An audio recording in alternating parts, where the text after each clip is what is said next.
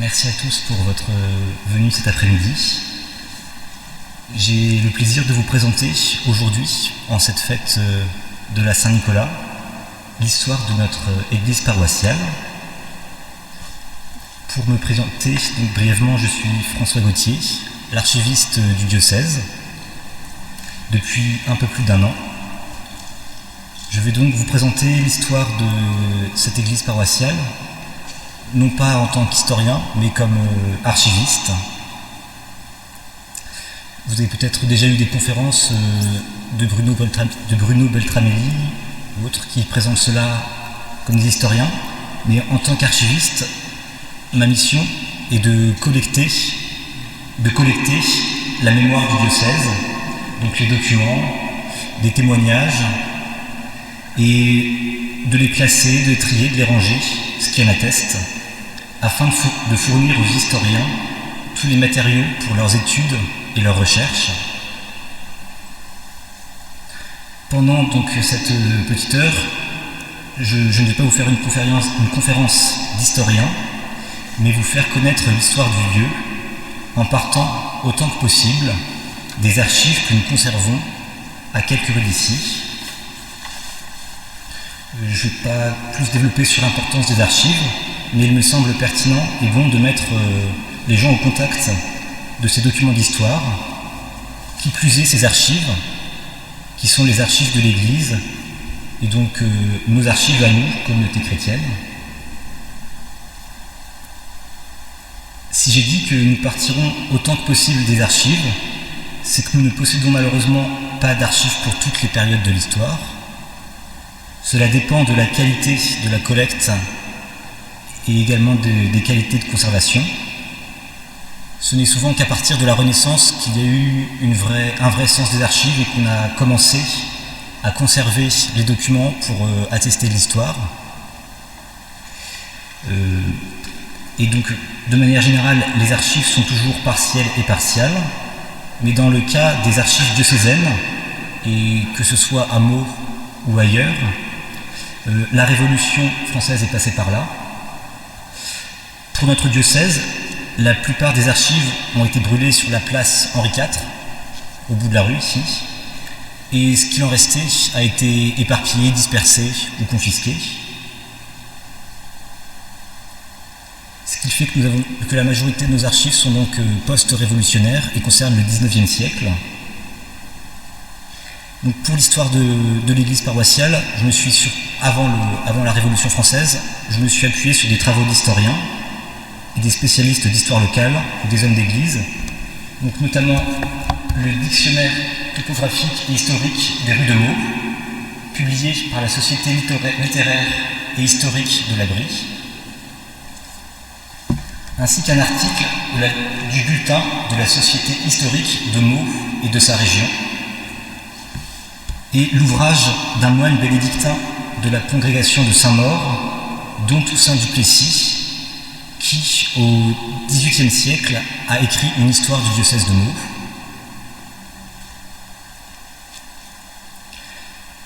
Et pour les 2 derniers siècles, donc, XIXe et XXe, nous disposons là d'archives, des comptes de la fabrique, des registres, des revues, et je les ferai donc parler à travers l'éclairage des historiens.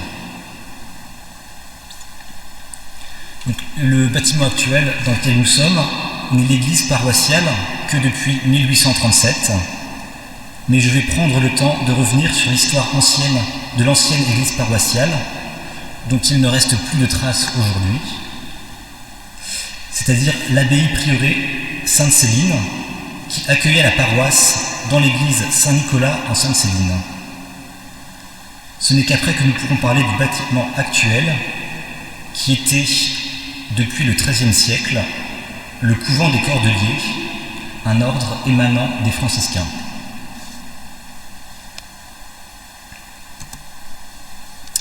Donc, Sainte-Céline est une grande sainte locale du VIe siècle, dont on retrouve la représentation ici.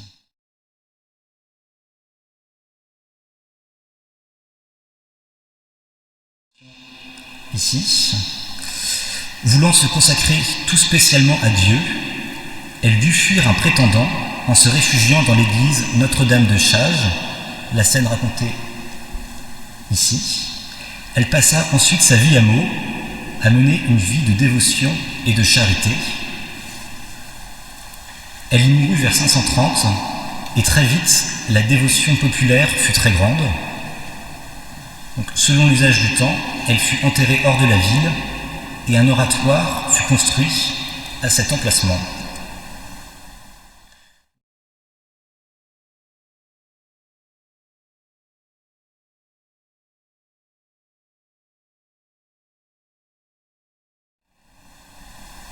Donc, pour que vous voyez l'implantation du prieuré, c'était de la rue du Coulommières, au niveau du temple, jusqu'à la rue de Fublaine, à l'est.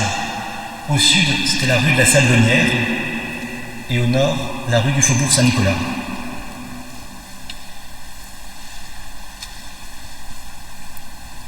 Au 7e siècle, des moines bénédictins vinrent s'installer à Meaux et ils construisirent leur abbaye à l'emplacement de l'oratoire dédié à Sainte Céline. Cette abbaye se situe où se trouve actuellement le temple protestant, que je vous ai montré. Mais ce n'est qu'en 845 que nous avons une première mention de l'église. C'est en effet dans l'abbaye que se réunit le clergé des provinces de Sens, Reims et Bourges à l'occasion d'un concile local. En 862, les Normands débarquèrent et pillèrent la ville, mais épargnèrent miraculeusement l'église Sainte-Céline, qui resta donc la seule intacte de Meaux. Et c'est pour cette raison, du fait qu'elle était la seule église intacte, que l'évêque Hildegard y tient un synode en 868. L'abbaye va croître au fil des décennies et atteindra jusqu'à 60 frères au IXe siècle, puis décliner et se réduire à 1 ou 2 frères au Xe siècle. Afin de remédier à cela, Hugues Ier, seigneur d'Oisserie et oncle du vicomte de Meaux, va déplacer des moines pour les faire s'installer à Meaux. Malheureusement, cette tentative sera un échec, dont Toussaint du Plessis, le moine bénédictin, nous raconte dans son histoire du diocèse que ces moines vont scandaliser la ville par leurs mœurs relâchées. Ils vont donc repartir, et en 1082, un peu avant, le concile de Meaux avait décrété que tout monastère ne possédant pas au moins 12 membres passerait sous la juridiction de l'abbaye de Marmoutier, pas très loin. Cela était le cas donc de l'abbaye Sainte-Céline, qui ne comptait plus que 1 ou 2 frères, et qui passa donc sous sa dépendance et devint un prieuré conventuel. Le premier prieur se nommait Bernon, et il avait sous son autorité 10 religieux. C'est l'évêque Gauthier II de Chambry qui confirma ce changement en 1096. Quelques décennies plus tard, un autre événement contribua à faire grandir le prieuré. Une dénommée Adèle, fille de Guillaume le Conquérant et veuve de Henri Étienne, comte de Blois et de Champagne, mort en Palestine lors de la première croisade, fit don de biens considérables au prieuré. En compensation de prières pour l'âme de son mari et de ses fils, elle leur accorda les droits seigneuriaux sur le territoire au-delà du pont de Sainte-Céline, c'est-à-dire le quartier comprenant toute l'étendue du faubourg Saint-Nicolas. Parmi les événements notables que nous pouvons relever, il y a la venue en 1147 du pape Eugène III en France pour prêcher la deuxième croisade à la demande de Saint Bernard. Il s'arrête plusieurs jours à Meaux et provoque un engouement des Meldois pour leur sainte patronne, en priant devant le tombeau de Sainte Céline. En 1312, une décision du Concile œcuménique de Vienne vient bouleverser la vie du prieuré. Jusque-là, les frères bénédictins assuraient le service abbatial et paroissial. Mais le Concile empêche désormais les moines d'exercer les fonctions de cure. Le prieur et ses 8 bénédictins abandonnent donc cette mission pastorale. C'est à partir de là que la paroisse prend le nom de Saint-Nicolas en Sainte-Céline. La protection de Saint-Nicolas a été choisie car il est le saint patron, entre autres, des marins et bateliers, et que nous sommes ici près du port de Meaux. Si l'église est dite en Sainte-Céline, c'est parce que l'église paroissiale trouvera place dans l'église du prieuré, l'église Sainte-Céline.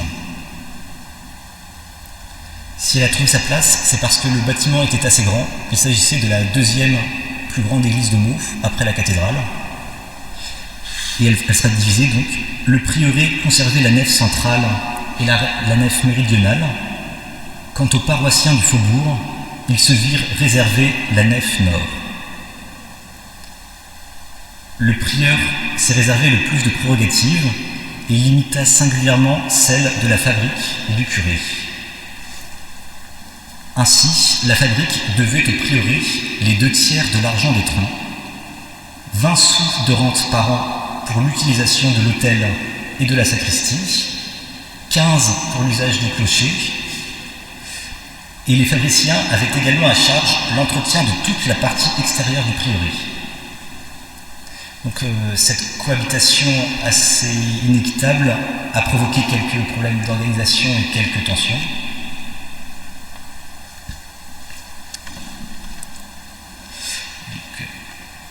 Longtemps. Alors Meaux a été un haut lieu du protestantisme en France. Je ne vais pas revenir sur tout ce qu'on pourrait dire sur le Cénacle, sur Guillaume Brissonnet. Mais le 5 octobre 1568, les calvinistes, qui se trouvaient alors au niveau du marché, envahirent le faubourg et pillèrent l'église. Ils forcèrent le tabernacle et brisèrent les hosties. L'évêque d'alors, Jean XV Guittier, pour répondre au sacrilège et à la douleur des paroissiens, établit la confrérie du Saint-Sacrement qui dura un certain temps. Autre événement dans cette lutte avec les protestants, le 12 avril 1590, alors que le roi Henri IV s'approche et s'apprête éventuellement à rentrer dans la ville, les cloches de l'église sont descendues afin de ne pas sonner l'entrée du roi dans la ville. Et ce n'est que 2 ans plus tard, le 7 mai 1592, qu'elles seront à nouveau suspendues. Alors, les paroissiens de l'église ont toujours été très attachés à leur église, et l'anecdote suivante l'illustre bien. En 1770, des marchands parisiens proposèrent au curé d'alors l'achat de 3 tableaux attribués au Corrège, un peintre italien de la Renaissance. Présents dans l'église, scandalisés, les paroissiens montèrent la garde devant l'église pendant plusieurs jours et plusieurs nuits, armés de bêches, de faux et de fourches. Il fallut l'intervention des forces armées pour escorter les marchands et raccompagner les tableaux à Paris. L'argent de la vente permit néanmoins de restaurer l'église prioriale et paroissiale. Le curé d'alors a très mal vécu cet épisode, et les critiques des paroissiens, et il a fini très touché par la nostalgie et la déprime. Donc nous sommes là à la veille de la Révolution française, et l'abbé suivant le curé suivant fut l'abbé Duchesne, et très apprécié par ses paroissiens grâce à ses œuvres de charité. C'est pourtant lui qui connut les affres de la Révolution française. Il refusa de prêter serment à la constitution civile du clergé.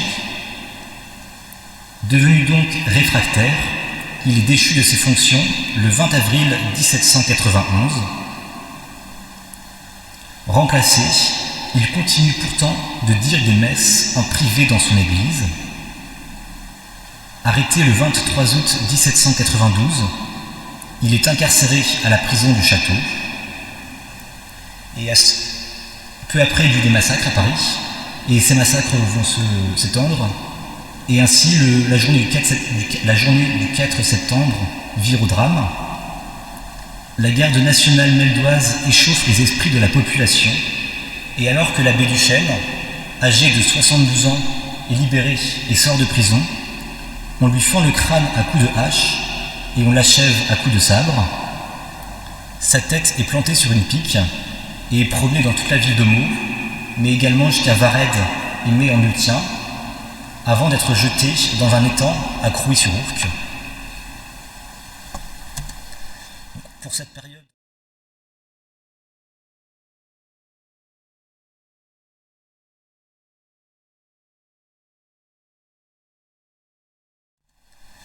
Pour cette période, on a quelques ouvrages du clergé, donc notamment le chanoine Brédoux, que vous voyez ici, et le père Néré, qui a écrit Martyrs et confesseurs de la foi du diocèse de Meaux. Ces deux ouvrages sont disponibles à la bibliothèque.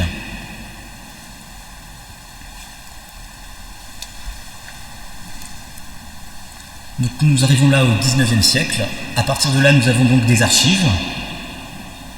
Et je vais donc vous lister toutes ces différentes sources à partir desquelles travaillent les historiens et m'appuyer sur celles-ci pour continuer à vous raconter l'histoire de l'église paroissiale.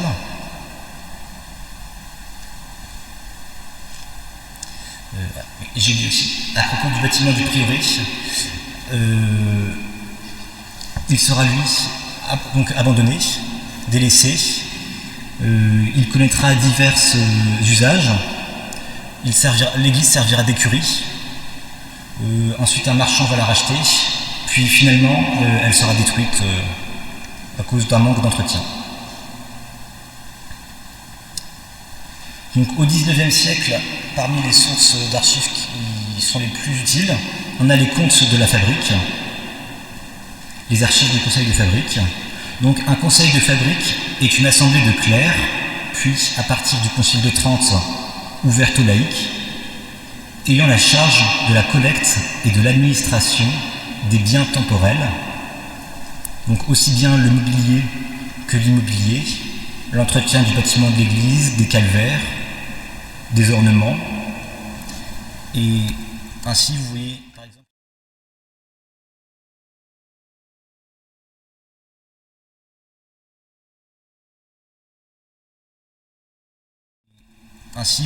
par exemple ici affiché la lettre d'un paroissien au conseil de fabrique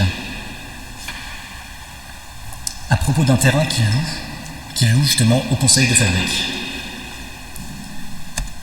Ou ici encore.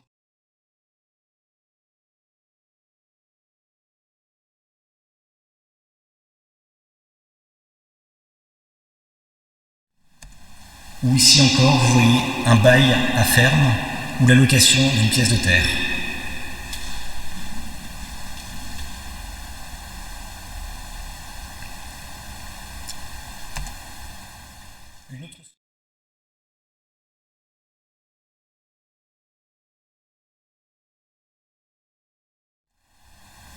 Une autre source des archives qui nous renseignera ici sur notre église, c'est le registre des actes administratifs de l'évêque.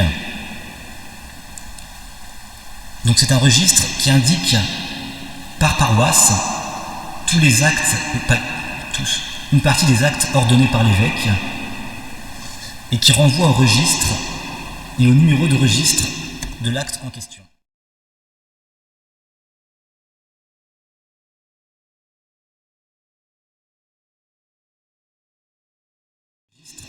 De l'acte en question. Donc vous voyez en haut, il y a le nom de la paroisse. Le registre est classé par ordre alphabétique, donc on a toutes les paroisses par ordre alphabétique. Dans la colonne objet des ordonnances, c'est donc le sujet. À gauche, il y a le registre auquel ça renvoie, ainsi que le numéro. et à droite les dates.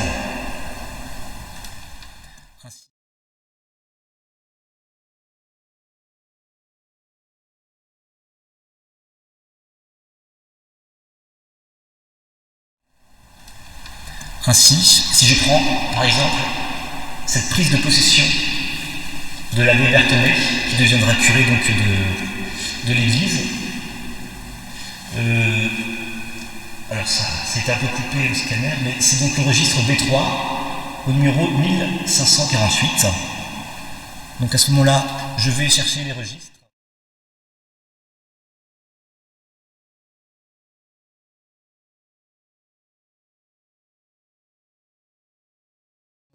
Je vais chercher les registres des actes.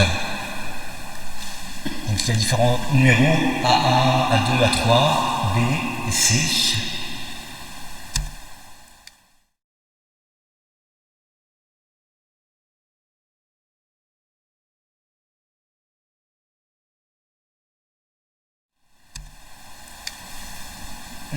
L'intérieur des registres des actes se situe comme ça, se présente comme ça.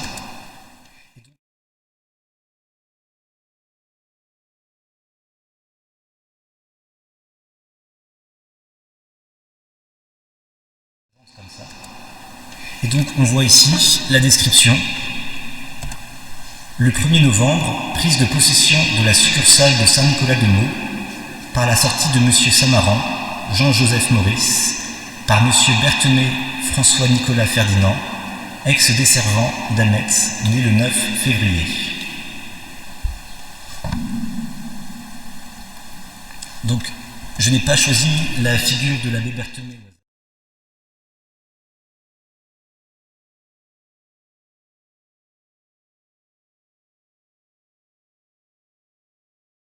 La figure de l'abbé Berthemet au hasard.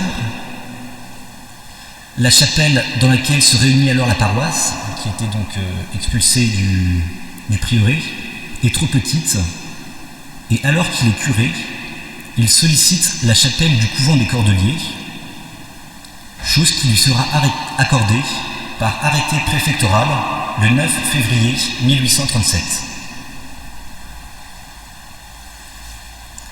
Les travaux sont considérables, mais grâce à son dévouement, l'abbé Berthemet parvient à réunir les fonds nécessaires, le conseil municipal lui-même participant de ces deniers.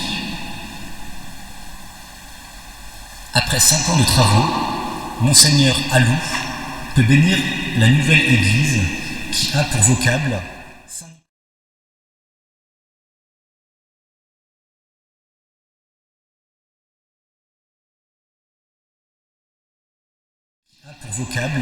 Saint-Nicolas, Sainte-Céline.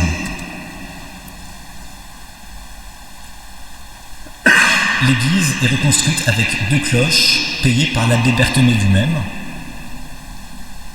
Marie-Augustine Alix, la plus grosse, avec ses 569 kilos, elle est la cloche qui donne le sol.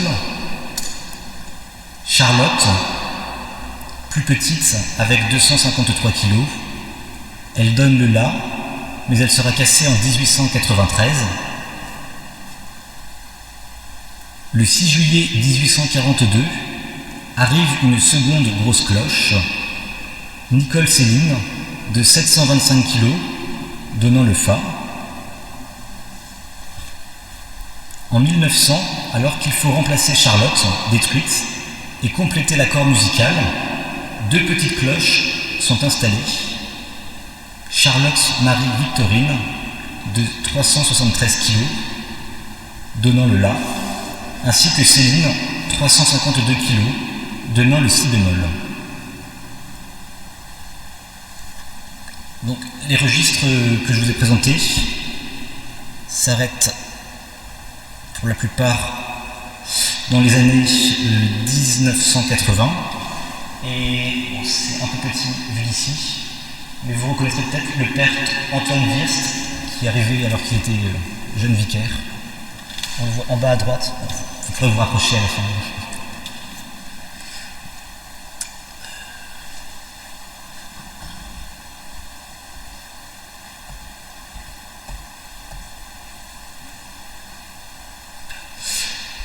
Donc nous en étions en 1900. Arrive ensuite la loi de séparation de l'État et de l'Église. Donc en 1907, à la suite de la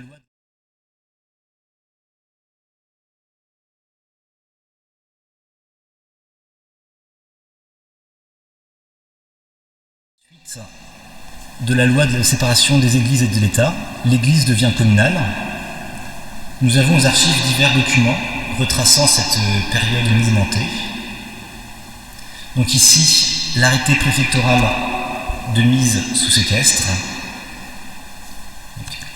article 1er, sont placés sous séquestre à partir du 13 décembre les biens de toute nature ayant appartenu aux établissements publics du culte, fabriques et menses Saint-Nicolas, qui avaient leur siège à Meaux.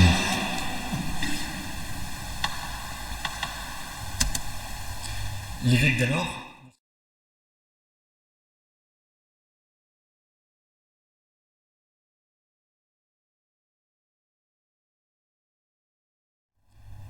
d'alors Monseigneur Emmanuel-Marie-Ange de Briey, va produire une communication.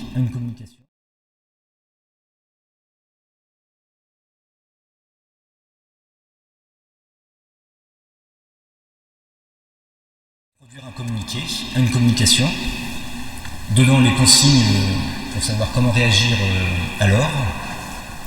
Donc voici un extrait. Quand le séquestre se présentera, messieurs les curés ou fabriciens ne prendront aucune part aux opérations, gardant une attitude absolument passive.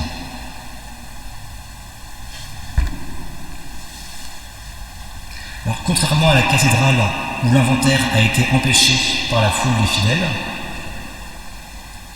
il a ici bien eu lieu, et nous en avons le récit dans une autre grande source que je n'ai pas encore mentionnée, la semaine religieuse.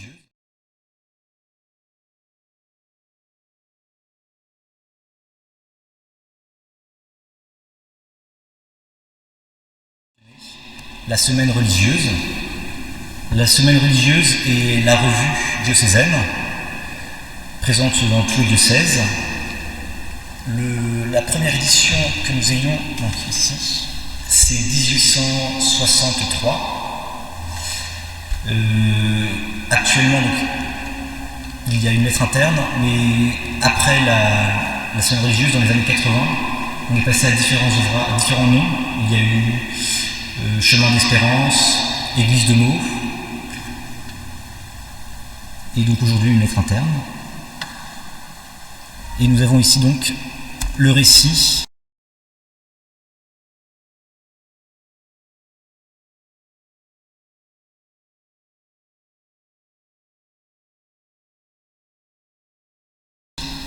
de l'inventaire à l'église Saint-Nicolas.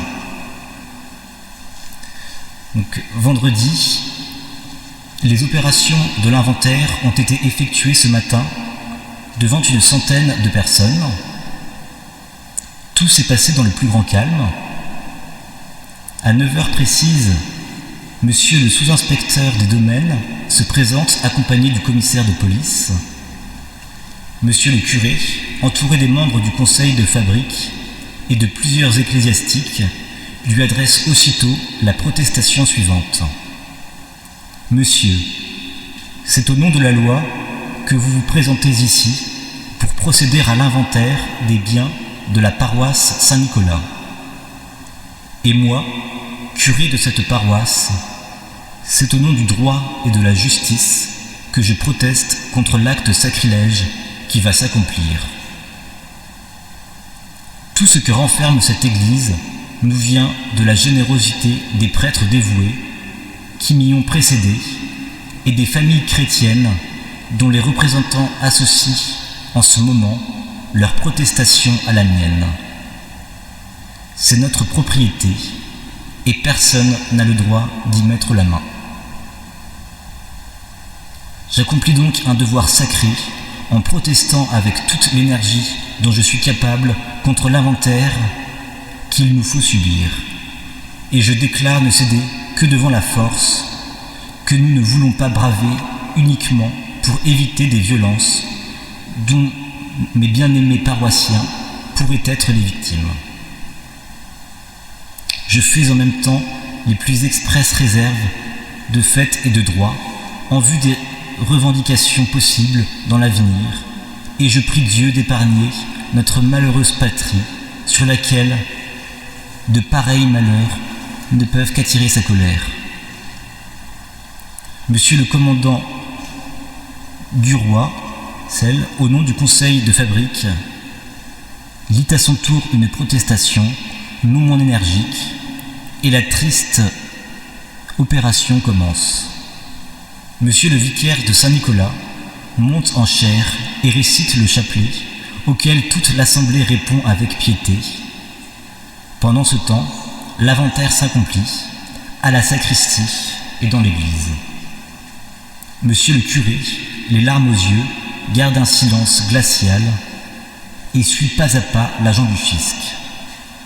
Au bout d'une demi-heure, tout est sommairement terminé. Monsieur le curé de Saint-Nicolas, en quelques mots émus, remercie alors l'assistance d'avoir bien voulu associer aux protestations muettes mais pieuses à la sienne.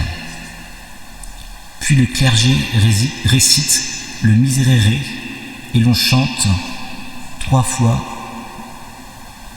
le Pars Domini. On sentait des larmes dans les voix qui chantaient. Tous sortirent de l'église dans le silence et le recueillement, comme on sort d'une cérémonie funèbre. Cette loi aura au moins permis de faire l'inventaire des églises, inventaires qui sont aujourd'hui très consultés dans le cadre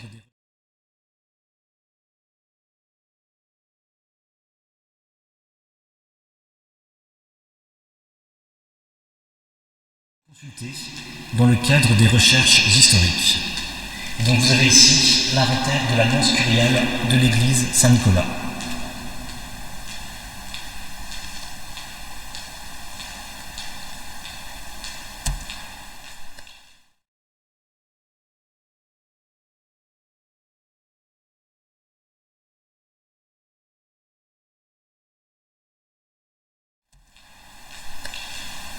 Donc nous avons aussi aux archives un fonds iconographique des différentes églises.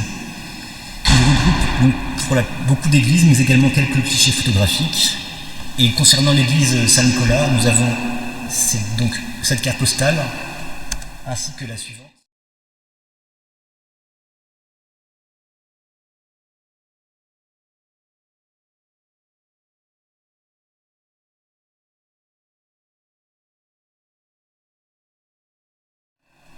Ainsi que la suivante, qui se trouve en grand format dans la sacristie. Donc, ce cliché date de 1912. Il y avait alors 2 chapelles de chaque côté, au nord et au sud. Au sud, la première est encastrée dans le mur, avec une statue de Saint-Joseph. La seconde, avec un autel en bois et un retable, est adossée au mur. Elle est dédiée à Saint-Fiacre. Donc il reste encore les petites niches, on voit en passant au fond. Au nord, la première est également encastrée dans le mur, avec une statue polychrome de la Vierge. La seconde, avec un autel en bois et un retable, est adossée au mur. Elle est dédiée, elle, à Sainte-Céline. Donc, entre les 2 autels nord, on trouve un tableau représentant Saint François d'Assise, qu'on peut voir ici à gauche, qui proviendrait certainement du couvent des Cordeliers. Et entre les 2 autels sud, alors on ne le voit pas sur la photo, mais il s'agirait ou bien de l'Annonciation ou bien de l'Assomption de la Vierge. Les autres tableaux ont également été identifiés. Il y a donc une adoration des mages, un martyre de Saint-Étienne, ainsi qu'un baptême de Clovis. Les 2 vitraux du chœur, donc ici, représenté pour l'un Saint Nicolas entrant dans la basilique du Saint-Sépulcre, et pour l'autre Sainte Céline entrant au couvent, guidée par Sainte Geneviève. Les 6 façades sud ont-elles des grisailles qui ont été offertes par les paroissiens en 1880. Le panneau de bois sculpté représentant Saint Nicolas, qu'on peut voir au niveau de l'abside, était à l'origine l'adossement de la chaire, qu'on voit ici, face sud. Saint Fiacre, le saint patron des jardiniers, recevait également une certaine dévotion dans cette église. Donc j'ai déjà parlé de l'autel, mais il y avait également dans le porche d'entrée, là on voit une statue de la Vierge. Il y avait alors une chapelle dédiée à Saint Fiacre, avec une statue du saint en bois polychrome, placée là par les jardiniers, et la crypte sous l'abside, à laquelle on accède en passant sous une grande arche en arc brisé, permettait aux jardiniers de déposer fruits et légumes le jour de la Saint-Fiacre. L'abside, qui est juste au-dessus de cette crypte, donc, a été, elle, construite en 1849 et est dédiée à la Sainte Vierge. Alors, comment est-ce que nous sommes passés de cette photo à l'église actuelle? Un gros chantier s'est ouvert en 1967 et 1968, selon un cahier des charges rédigé en 1962. Toute la voûte est refaite, ce qui entraîne la vente des 10 anciens lustres en cuivre à un antiquaire, le retrait des tableaux et probablement le retrait des boiseries. L'autel, qui était en pierre de Bourgogne, a lui disparu. On n'a aucune mention de où il est allé. Et donc pour arriver à l'histoire plus récente, le square qui se trouve juste à côté, qui était un terrain paroissial, a été transformé en square donc, dans les années 90 par Jean-François Copé. Et tout récemment, lors du centenaire de la Grande Guerre, Monseigneur Namias a fait installer la statue et l'a renommée Square Marbeau.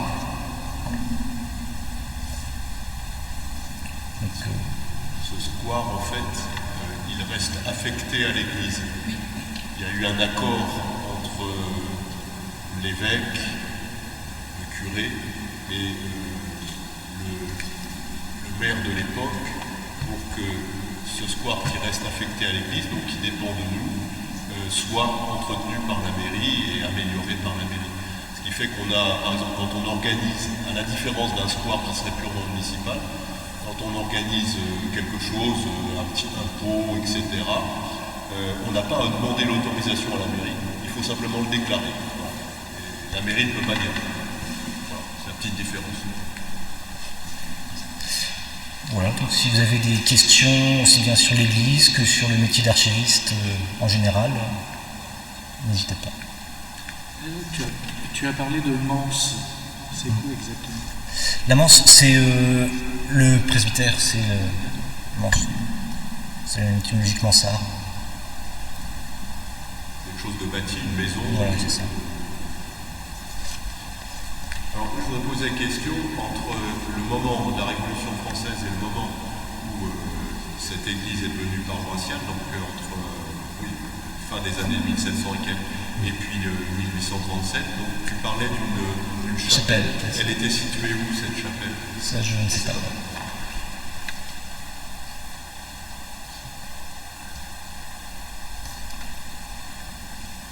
Et que sont devenus les tableaux qui étaient dans l'église?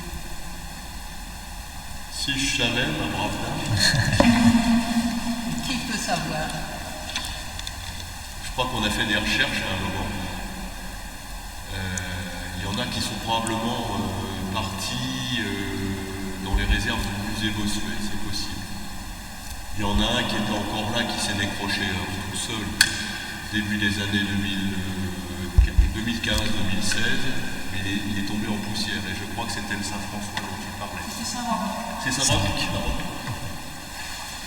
Mais peut-être que vous avez plus d'informations. Je n'avais pas vu que vous étiez là, sur ces tableaux.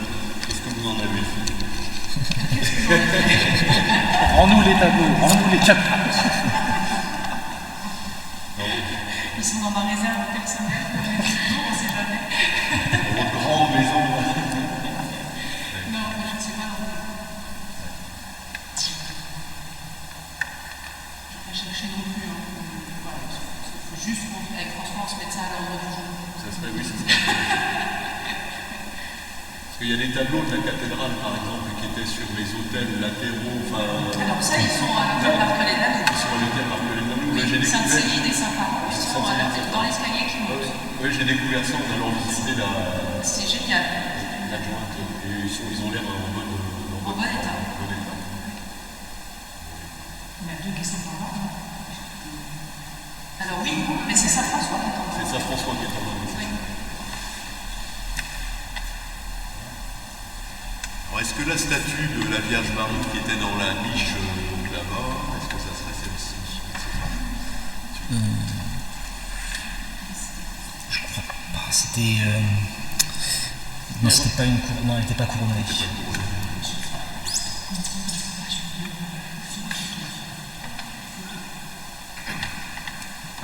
Donc là, tu peux juste rappeler, là, donc, le panneau de Saint-Nicolas, c'est un panneau en bois qui était au-dessus de la chaire. C'est ça, oui. Adossé à la chaire, là. Et l'agrandissement, là, c'était construit en 1849 avec la chapelle de la Vierge. L'abside, oui, c'est ça. C'est 1800. Donc c'est récent. Oui, c'est plus récent que le reste du bâtiment. Alors, la crypte a été construite pour que les maraîchers posent des fruits, ou alors ils se sont servis de cette crypte pour poser leurs fruits et les nuits. Parce que justement, moi je me posais la question, c'est pas banal d'avoir une crypte comme ça ouverte, qui serait presque dans une église romaine. Est-ce qu'on a plus d'éléments par rapport à ça? Non. Je pourrais rechercher. Ouais, parce que pourquoi? Quelle est l'origine? Est-ce que c'est vraiment pour le... Enfin, je conçois bien que effectivement que les maraîchers déposaient leurs offrandes là, mais est-ce qu'elle a été construite pour ça ou pour autre chose? Moi, ça m'intrigue toujours ça. Parce que le fait d'avoir une crypte comme ça, spécialement pour des fruits et légumes, c'est un peu... Ça me paraît bizarre. Je pense qu'elle ne servait pas qu'une seule fois par an. Oui, puis il y a un hôtel. Il y a un hôtel. Parce que ça servait de chapelle de semaine, mais c'est quand même, l'architecture est assez intéressante, quoi. C'est pas banal. La confrérie du Saint-Sacrement, elle arrivait à venir la petite adoration. Oui, mais la confrérie du Saint-Sacrement, c'était dans l'autre église. C'était ici. Quand les protestants. Moi j'ai compris que c'était ici. Non? Mais c'est quand ils ont vandalisé. C'était alors le prieuré. On était au prieuré, oui. Là où il y a le temple. Ah oui, il y a le temps. C'était dans le... Parce que les cordeliers sont partis dans cette. Quand est-ce qu'il n'y a plus eu de cordeliers? À la Révolution française? C'est ça, oui.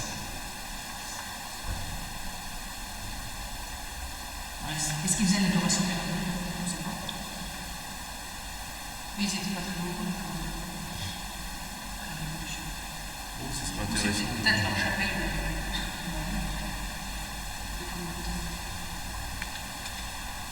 Mon rêve, ça serait qu'une relique de Saint-Nicolas reste à demeure dans le... C'est un peu comme un martyrium dans les églises romaines, quoi. Mais bon, là, il vient nous faire une visite une fois par an. Parce que là, elle vient d'où la relique là, de Saint-Nicolas, celle-ci, là, elle vient d'où? Longpont. Ouais, c'est une- Longpont-sur-Orge. ouais, C'est une basilique où ils ont collecté, ils ont plus de 2000 reliques. Et donc chaque année, on s'y rend pour...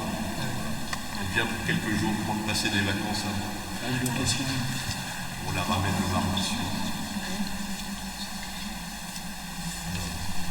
Merci pour ce travail documenté.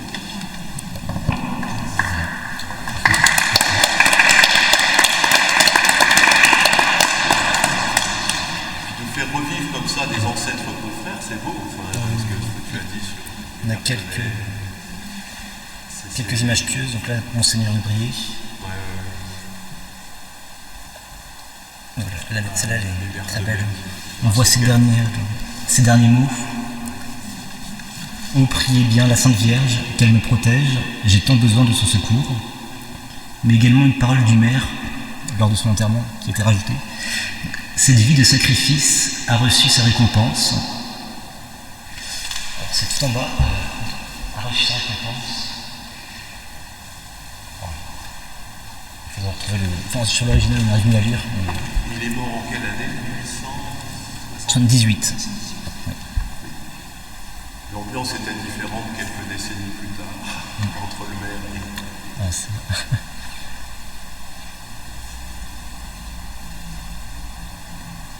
Je me suis rendu compte que je ne pense pas assez à mes prédécesseurs, enfin ceux que j'ai connus, oui, mais finalement, en étant curé de l'ensemble de Meaux, des prédécesseurs, il y en a pas mal de l'Église, mais je n'y pense pas assez, je ne rends pas assez grâce pour